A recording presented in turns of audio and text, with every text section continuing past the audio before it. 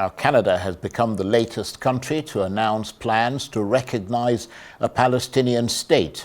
The Prime Minister, Mark Carney, said the dramatic policy shift would happen in September, as long as the Palestinian Authority carried out democratic reforms and held elections without Hamas. He said the prospect of a two-state solution was being steadily eroded. France and Britain have made similar announcements in the past week as international pressure builds on Israel to reach a ceasefire deal in Gaza. Israel has condemned the moves, calling them a reward for terrorism. And US President Donald Trump said Canada's proposed recognition would make it difficult to reach a trade deal between the US and Canada. Meanwhile, Gaza's Hamas-run civil defense agency says Israeli forces killed dozens of people waiting to collect humanitarian aid in the north of the Palestinian territory. It said hundreds more were wounded. Israel said it had no knowledge of casualties. President Trump's Middle East envoy, Steve Witkoff, is meeting Israeli officials today to try to revive ceasefire talks and help improve desperate humanitarian conditions in Gaza. Mr. Witkoff is also visiting the controversial aid site by the Israeli-backed American group, the Gaza Humanitarian Foundation. The level of human suffering in Gaza is intolerable. Canada has long been committed to a two-state solution. An independent, viable, and sovereign Palestinian state living side by side with the state of Israel in peace and security.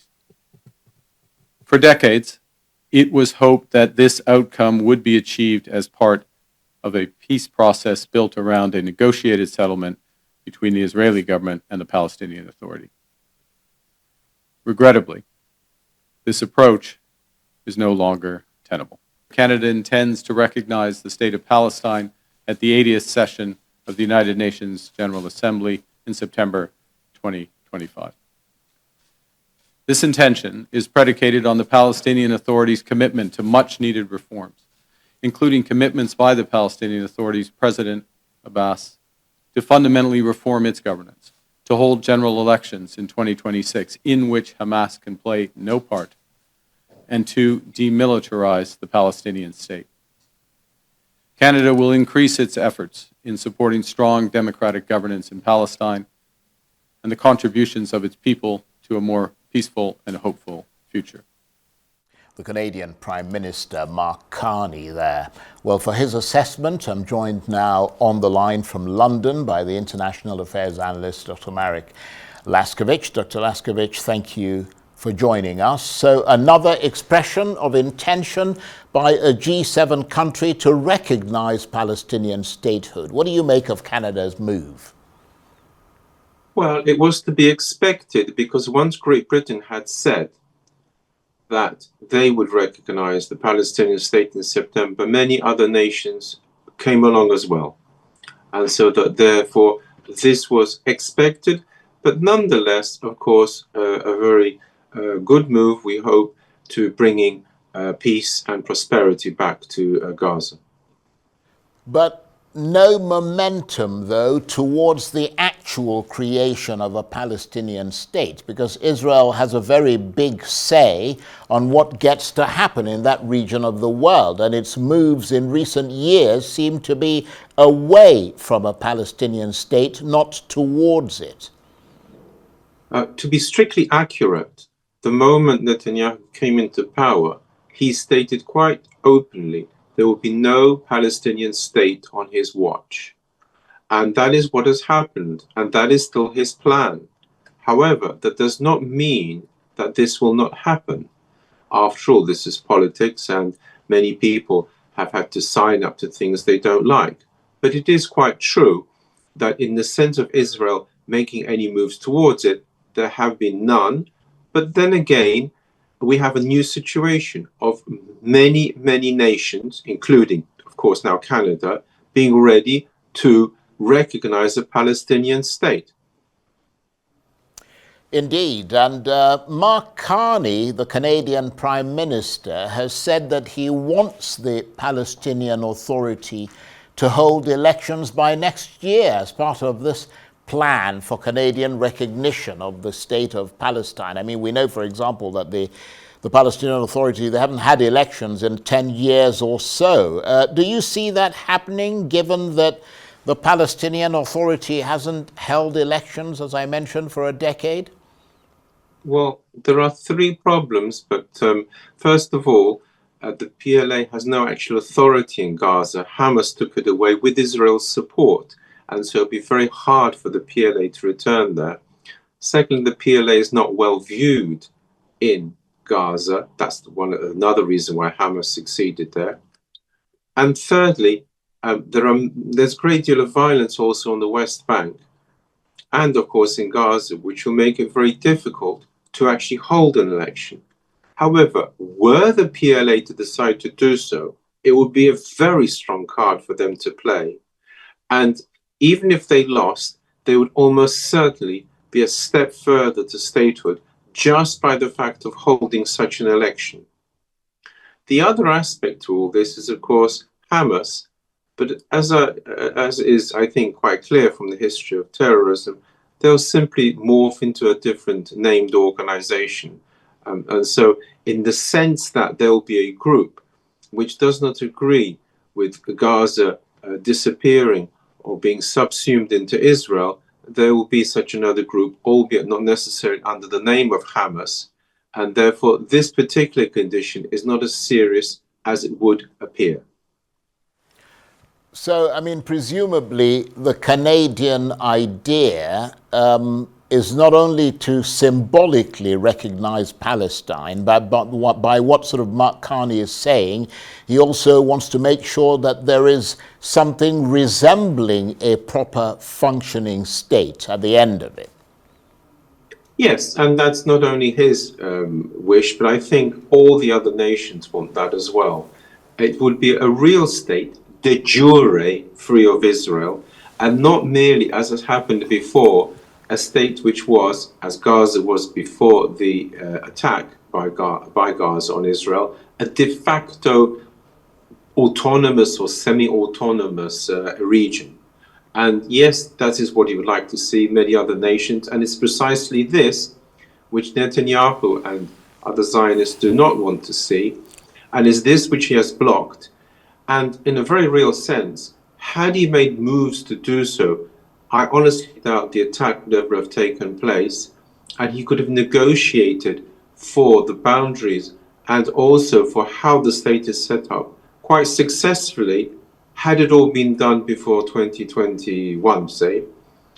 Now, of course, the negotiations are very difficult, they're fraught and they're tense. And so therefore, from that point of view, they will be difficult, all of which adds, of course, to the problems. And of course, one of the counter-arguments to recognizing a Palestinian state is the security of Israel, isn't it? Well, quite so. However, although a great deal is made of this, in fact, it's quite normal around the world, especially in history. Take the case of Poland. Germany wanted for a long time to wipe it off the map. So did Russia. To this day, undoubtedly, if one looked far enough, one could find certain individuals who'd like to do that. It's not quite clear, for example, President Putin's plans are for Poland, but as far as I can tell, they're going to be unpleasant, according to my predictions. And the point is that this is no reason for stopping things.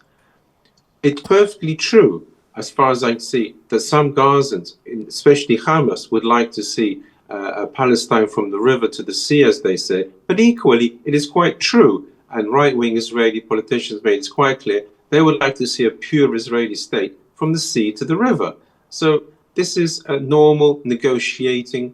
Sure, there are more bad feelings here than, for example, right now in other areas of the world. But to have people saying they want to destroy each other, that is not abnormal. And there's no reason why no negotiation can still take place. And I mean, are these moves by G7 countries to recognize a Palestinian state likely to help or hinder the cause of the remaining hostages still being held in Gaza? Myself, I think they will help because the reason is that what it's been quite clear that Hamas is looking for some sort of solution, as I think all Palestinians are. And in that solution, there's no question the Palestinians will be handed back. And to the extent it's a movement towards any sort of statehood or a permanent ceasefire with no Israeli troops on them, and all this, as far as I can tell, is precisely what, of course, not just Canada, but other nations are stating, this will help the hostages. And so therefore, yes, I think it's a good thing. So, I mean, what happens next? Where do we go from here? So many analysts have suggested that the next step has to be for all these countries to stop sending weapons to Israel. That is certainly one option. However, already there's diplomatic pressure. There's the business of symbolism. The EU is cutting Israel out of some funding. There are plenty of options without putting the knife on Israel's throat, so to speak. And I think this should be explored, and all with certainty will be explored before anything else happens. The analysts, I think, that you're referring to, are thinking that perhaps something could happen overnight. Nothing's going to happen overnight. It will require negotiation, but it still means that negotiations, or at least the pressure for negotiations, is there. It means that Gaza and the West Bank have not been left, that the rest of the world is interested, and that Israel and America do not have a free hand. And all this is important. And it will be a step-by-step progress, as indeed it has been to now, because please note, France and Great Britain had no intention of recognizing a Palestinian state immediately before, and now they've taken a very big step, and it is a big step, and that should be recognized.